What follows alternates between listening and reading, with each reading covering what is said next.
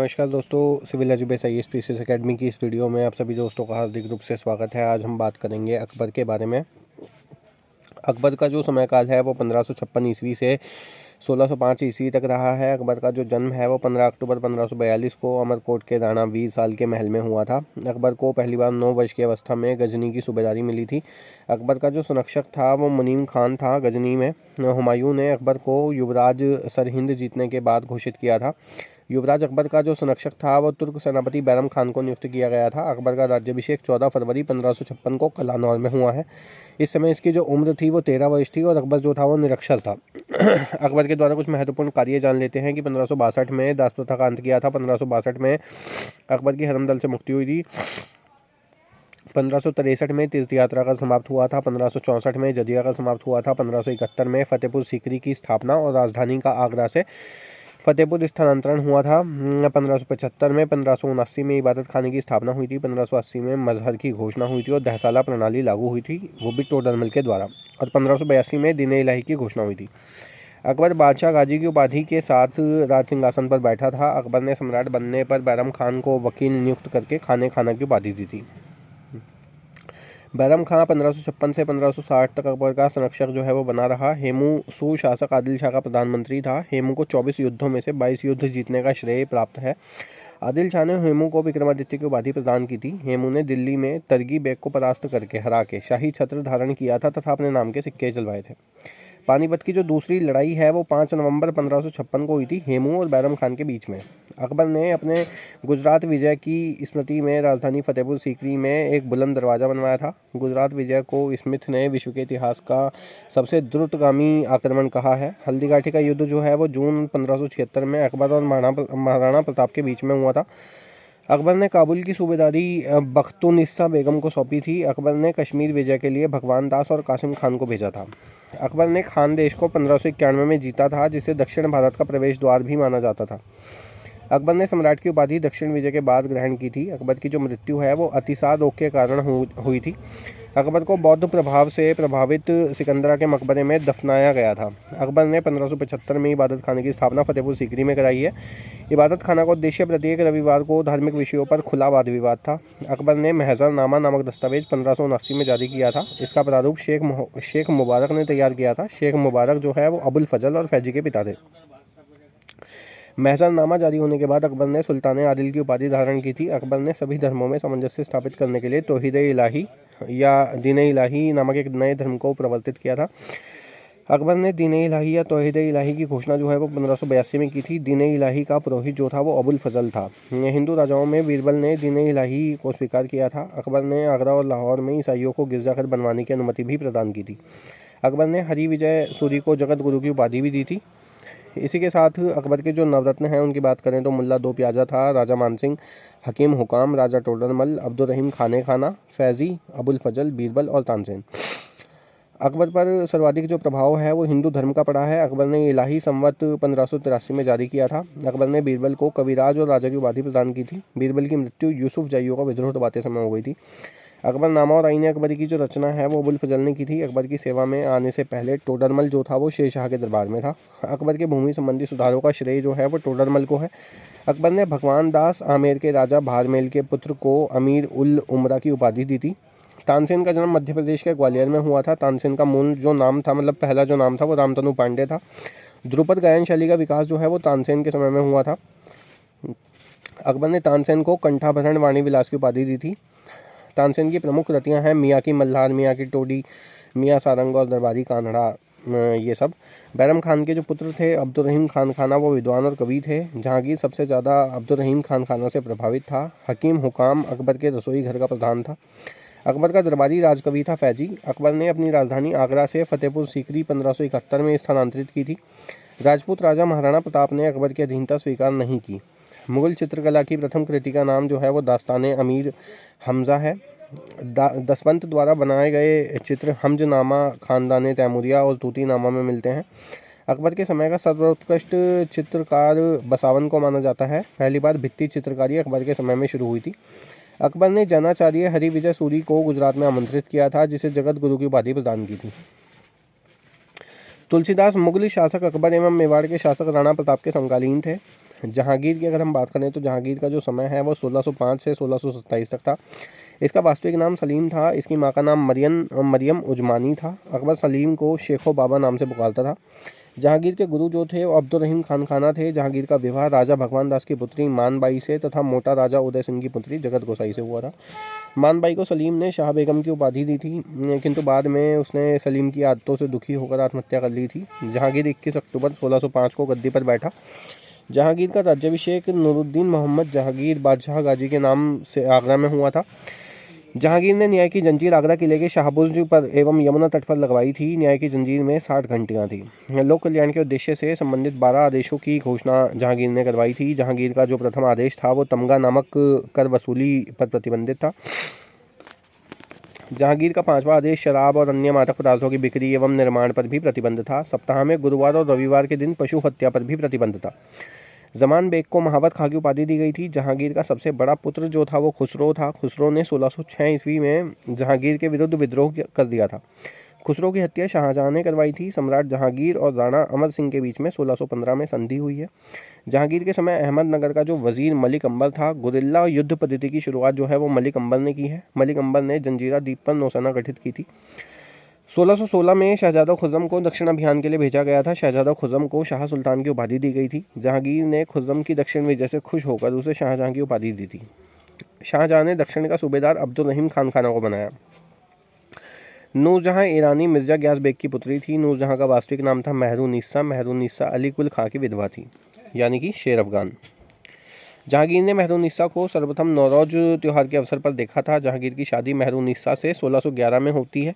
जहांगीर ने शादी के बाद मेहरुन्निसा को नूरमहल और नूरजहां की उपाधि प्रदान की थी। नूरजहां को बादशाह की बेगम 1613 ईस्वी में बनाया गया। जहांगीर ने नूरजहां के पिता ग्यास बेग को एतमादुद्दौला की उपाधि प्रदान की थी।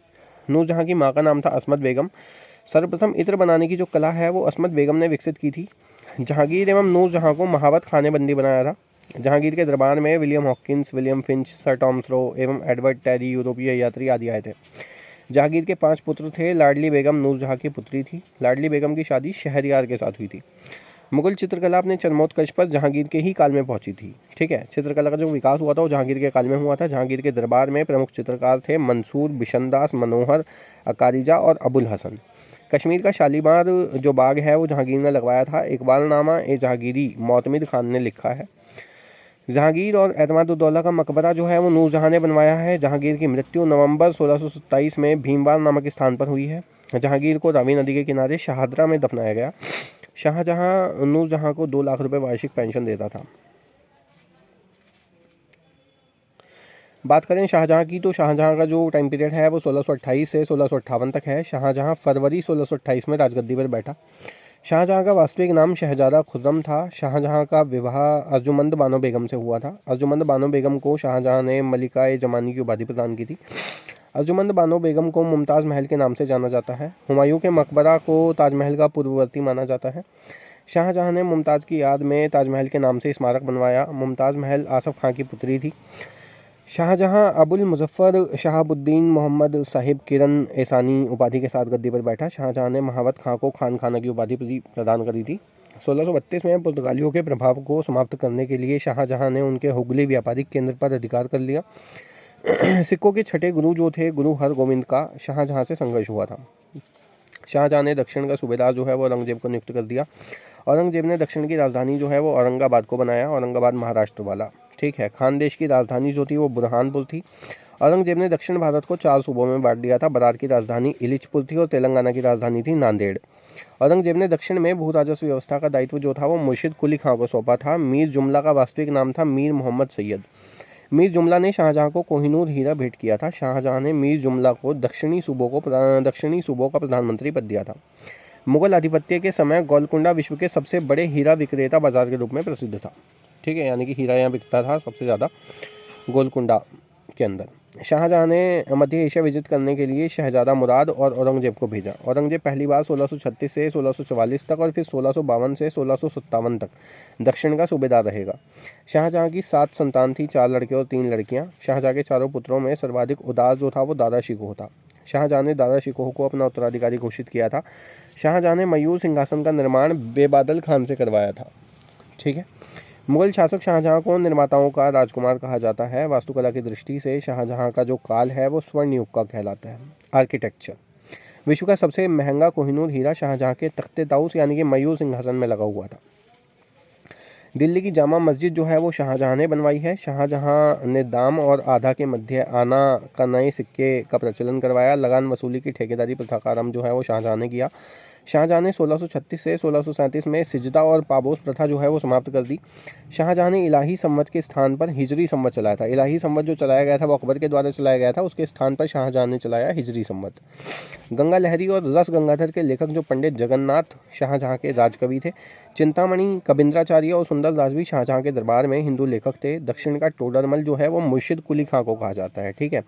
शाहजहां के शासन के 20 वर्षों का इतिहास जो है वो अब्दुल हमीद लाहौरी ने पादशाहनामा में लिखा है। महाभारत का फारसी अनुवाद रमज़नामा के नाम से किया गया है। मुगल काल में संगमरमर जोधपुर के मकराना से लाया जाता था। शाहजहां के दरबार के प्रमुख चित्रकार मोहम्मद फ़कीर और मीर हासिम थे। शाहजहां ने ताजमहल का निर्माण उस्ताद ईसा खां की देखरेख में कराया। ताजमहल का नक्शा खाका उस्ताद अहमद लाहौरी ने तैयार किया था। शाहजहां ने लाहौरी को नादिर अल असर की उपाधि दी थी। शाहजहां के बीमार पड़ने पर प्रथम उत्तराधिकारी युद्ध फरवरी 1658 में बहादुरपुर में हुआ था। उत्तराधिकार की अंतिम लड़ाई जो है वो अप्रैल 1659 में दारा और औरंगजेब के बीच में हुई थी। दारा को इस्लाम धर्म की अवहेलना करने के आरोप में मृत्युदंड भी दिया गया था। दारा शिकोह ने अपना जीवन अलवर राजस्थान के कंकबाड़ी किला में बिताया, जिसे जयसिंह द्वितीय ने बनवाया था।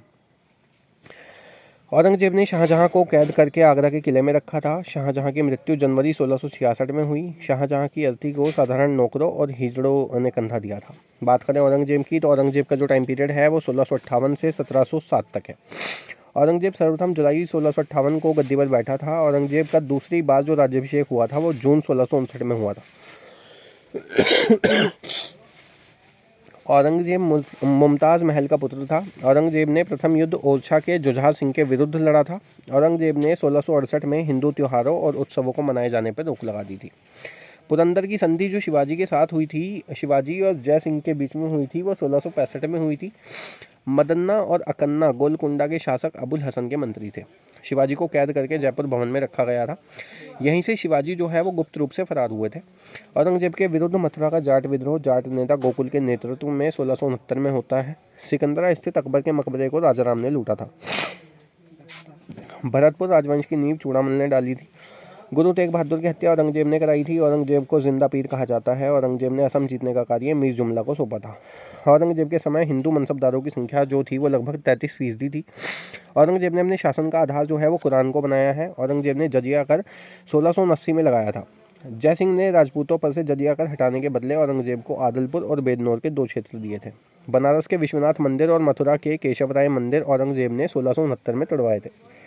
औरंगजेब ने सिक्के पर कलमा खुदवाना, नवरोज़ का त्यौहार मनाना, भांग की खेती करना, नाच गाना, झरोखा दर्शन और तुलादान पर प्रतिबंध लगा दिया था। ठीक है। औरंगजेब ने शरीयत के विरुद्ध लिए जाने वाले लगभग 80 करों को समाप्त कर दिया। औरंगजेब का मुख्य लक्ष्य दारुल हर्ब को दारुल इस्लाम में परिवर्तित करना था। औरंगजेब ने बीजापुर को 1686 में और गोलकुंडा को 1687 में मुगल साम्राज्य में मिलाया। औरंगजेब की मृत्यु अहमदाबाद में मार्च 1707 में हुई थी और औरंगजेब को दौलताबाद स्थित फ़कीर बुरहानुद्दीन की कब्र के अहाते में दफनाया गया था। बात करते हैं मुगल शासन व्यवस्था की, तो मुगल शासन प्रणाली भारतीय तथा विदेशी प्रणालियों के सम्मिश्रण से बनी थी। यह भारतीय वातावरण में अरबी फारसी प्रणाली थी। मुगल काल की राजभाषा जो थी वो फारसी थी तथा दरबार में इसे सर्वश्रेष्ठ स्थान प्राप्त था। मुगल काल में फारसी भाषा की 2 शैलियाँ भारतीय और ईरानी शैली का विकास हुआ है। इसमें भारतीय शैली का प्रवर्तक जो है वो अबुल फजल था। बाबर से लेकर औरंगजेब तक सभी मुगल शासकों ने फारसी भाषा और साहित्य को संरक्षण प्रदान किया।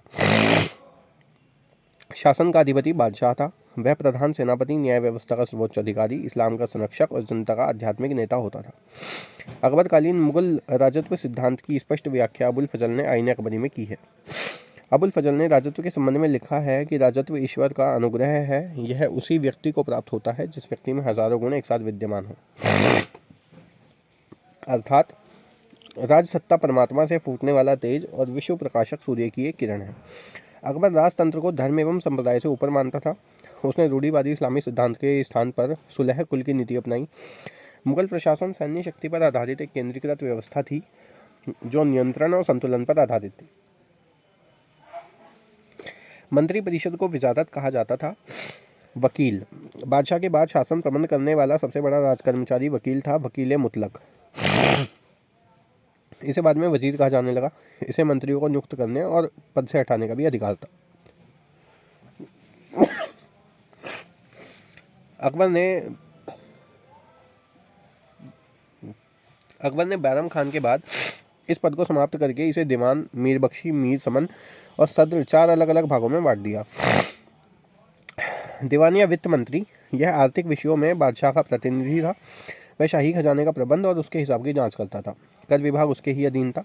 अकबर के समय पहले मुजफ्फर खान और बाद में राजा टोडरमल को दीवान नियुक्त किया गया। इसके 2 सहायक थे, दीवान खालसा और दीवान जागीर। मीर बख्शी की अगर हम बात करें तो सेना के सभी अधिकारियों की तनख्वाह की जांच जो थी वो मीर बख्शी करता था। वह सेना में राज के नियमों को भी जारी करता था और घोड़ों को दागने तथा मनसबदारों के अधिकार में रहने वाले सैनिकों की संख्या जो है वो निश्चित करता था। 2 अन्य बख्शी होते थे, बख्शी हुजूर और बख्शी शाहगिर्द पेशा। प्रधान काजी, ये कौन था? ये प्रधान न्यायाधीश था। काजी उल कुजात फौजदारी मुकदमों का मुस्लिम विधान के अनुसार फैसला करता था।